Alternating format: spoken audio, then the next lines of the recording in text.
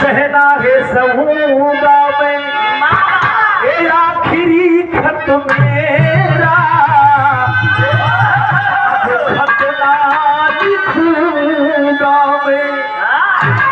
इस खत में खूने दिल है मेहंदी में मिला लेना, इस रोज बनूंगा दूल्हा हाथों में लगा लेना।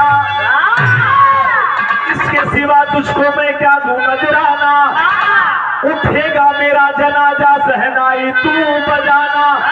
और तब भूखोगे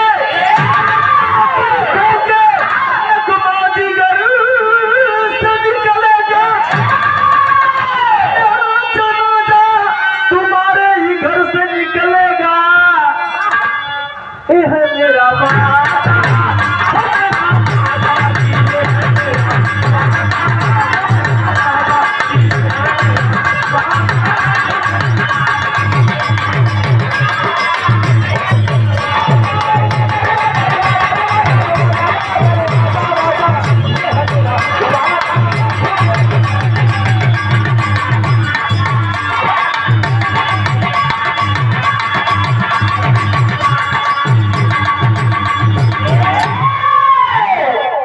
गुरुजी इस पे आशीर्वाद चाहते हैं कि ये पैदा हुई थी,